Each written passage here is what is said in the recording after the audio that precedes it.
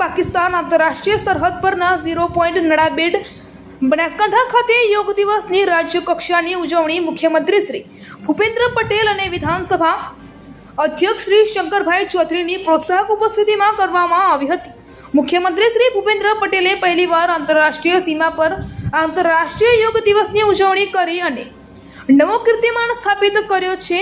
આ પ્રસંગે વડાપ્રધાન શ્રી નરેન્દ્ર મોદી દ્વારા યોગ દિવસની ઉજવણી નિમિત્તે શ્રીનગરથી કરાયેલ સંબોધનનું જીવન પ્રસારણ નિહાળવામાં આવ્યું હતું। રાજ્ય યોગ બોર્ડ દ્વારા આયોજિત આંતરરાષ્ટ્રીય યોગ દિવસની રાજ્ય કક્ષાની ઉજવણી નિમિત્તે મુખ્યમંત્રી શ્રી ભૂપેન્દ્ર પટેલે રાજ્યના લોકોને શુભેચ્છાઓ પાઠવતા યોગને દૈનિક જીવનમાં અપનાવવા આહવાન કર્યું હતું।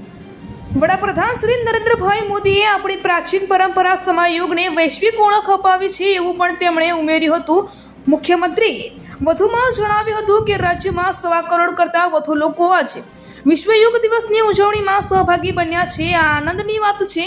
છેવાડાના માનવી સુધી યોગને પહોંચાડવા રાજ્ય સરકાર કટિબદ્ધ છે।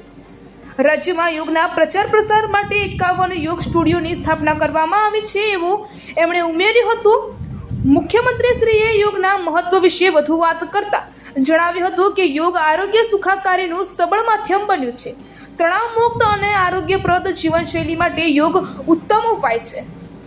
યોગ આત્મવિશ્વાસ નહીં, આત્મસંયમ છે। સ્વાસ્થ્ય સુખાકારી માટે યોગ સર્વોત્તમ છે। કોરોના કાળમાં યોગ ઘર ઘરમાં સ્વીકૃતિ પામ્યો હતો એવું તેમણે ઉમેર્યું હતું। તેમણે વધુમાં જણાવ્યું હતું કે વડાપ્રધાન શ્રી નરેન્દ્રભાઈ મોદીના પ્રયાસોને પગલે યુનો દ્વારા 21મી જૂનને આંતરરાષ્ટ્રીય યોગ દિવસ તરીકે જાહેર કરવામાં આવ્યો છે। આજે વિશ્વના ખૂણે ખૂણે યોગ પહોંચ્યો છે।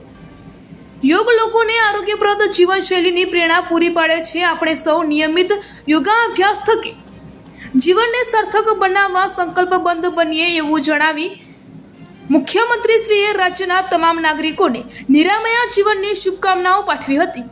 અહેવાલ રામજીભાઈ રાય, ગોર કાંકરેજ, બનાસકાંઠા।